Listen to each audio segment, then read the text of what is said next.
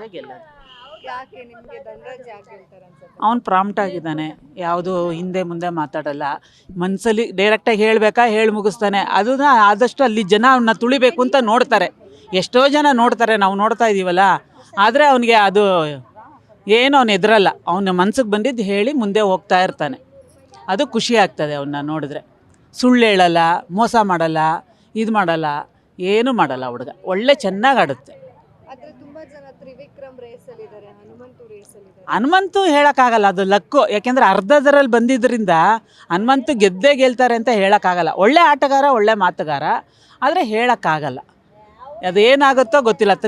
ಎಲ್ಲ ಮೊದಲಿಂದ ಬಂದು ಪಾಪ ಇವರು ಅರ್ಧದಿಂದ ಬಂದಿದ್ದಾರೆ. 50 ಡೇಸ್ ಆದಮೇಲೆ ಬಂದಿದ್ದಾರೆ ಒಳಗೆ.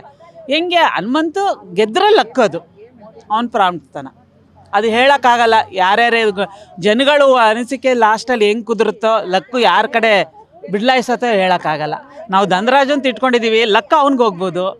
ನಾವು ಒಬ್ಬರೇ ಹಾಕ್ಬಿಟ್ರೆ ಎಲ್ಲ ಹಾಕಲ್ಲ, ಎಷ್ಟೋ ಒತ್ತಿ ಎಲ್ಲರ ಬೆಂಬಲ ಇದ್ದರೆ ಗೆಲ್ತಾನೆ ಧನರಾಜ್. ನಿಮ್ ಪ್ರಕಾರ ಯಾರು ಗೆಲ್ತಾರೆ ಅನ್ಸುತ್ತೆ? ಹನುಮಂತಿಗೆ ಚಾನ್ಸ್ ಇದೆ. ಹನುಮಂತದ್ದು ಯಾರು ಗೆಲ್ತಾರೆ ಅಂತ? ಅದೇ ಹನುಮಂತ. ಯಾಕೆಂದರೆ ಅವನು ಇದ್ದಂಗೆ ಹೇಳ್ತಾನೆ ನೇರವಾಗಿ, ಮತ್ತು ಪ್ರಾಮಾಣಿಕ, ತಳುಕು ಮೋಸ ಯಾವುದಿಲ್ಲ. ಇವರು ಮೈ ಮರ್ತ್ಬಿಟ್ಟಾರೆ. ಇವಾಗ ಧನರಾಜು ಅಲ್ಲ ಯಾರಪ್ಪ, ತ್ರಿವಿಕ್ರಮು, ಆಮೇಲೆ ಮಂಜು, ಅವರು ಭವ್ಯ, ಅವರೆಲ್ಲ ಸ್ವಲ್ಪ ಮೈ ಮರ್ತಾರೆ.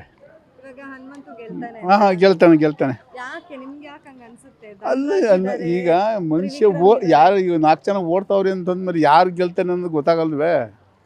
ಹಂಗೆ ವೈಟ್ ಕಾರ್ಡ್ ಬರೋದಿಲ್ಲ, ಆಟ ಆಡೋದ್ರ ಮೇಲೆ ಹೋಯ್ತದೆ. ಅಲ್ಲಿ ವೈಟ್ ಕಾರ್ಡ್ ಅಂತ ಏನು ಬರ್ತಾ ಇಲ್ಲ, ಲೆಕ್ಕ ಇಲ್ಲ ಅಲ್ಲಿಗ. ಈಗ ಯಾವನ್ ಹೋಯ್ತಾವನೆ ಅವನು ಲೆಕ್ಕ. ಯಾಕೆ ಹನುಮಂತು ಗೆಲ್ತಾನೆ ಅಂತ ನೀವು ನನಗೆ ಹೇಳ್ಬೇಕು.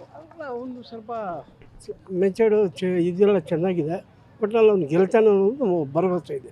ಅಂದ್ರೆ ತ್ರಿವಿಕ್ರಮ್ ಇದ್ದಾರೆ, ಮತ್ತೆ ಆಮೇಲೆ ನಮ್ಗೆ ಯಾರ ಮೇಲೆ ಕನ್ಫರ್ಮ್ ಇಲ್ಲ, ಅವನ ಮೇಲೆ ಕನ್ಫರ್ಮ್.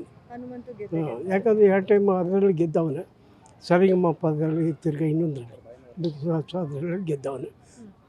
ಇದರಲ್ಲೂ ವಿನ್ ಆಗ್ತಾನೆ ಅಂತ ಒಂದು ಭರವಸೆ ಇದೆ. ಯಾಕಂದರೆ ಹಳ್ಳಿ ಹುಡುಗ, ಹಳ್ಳಿ ಸ್ವಲ್ಪ ಎಲ್ಲ ತಲೆ ಓಡಿಸ್ತಾನೆ, ಚೆನ್ನಾಗಿ ಮಾತಾಡ್ತಾನೆ, ಅದರಿಂದ ಮಾಡ್ತಾನೆ. ಟಿಕೆಟ್ ಫಿನಾಲೆ ತಗೊಂಡಿದ್ದಾರೆ, ಡೈರೆಕ್ಟ್ ಆಗಿ ಎಂಟ್ರಿ ಟಿಕೆಟ್. ಹೌದು, ಹೆಂಗ ಅನ್ಸುತ್ತೆ? ಅದೇ ಪರವಾಗಿಲ್ಲ ಅಂತಲೇ ನಾವು ಹೇಳಿದ್ದೀವಿ. ಇವಾಗ ಅವನಿಗೆ ಎಲ್ಲದಕ್ಕೂ ಕನ್ಫರ್ಮ್ ಮಾಡ್ತಿದ್ವಿ. ವೈಲ್ಡ್ ಕಾರ್ಡ್ ಎಂಟ್ರಿ ಹಂಗಾಗಿ ಅವ್ನು ಗೆಲ್ಲಲ್ಲ ಅಂತಿದ್ದಾರೆ.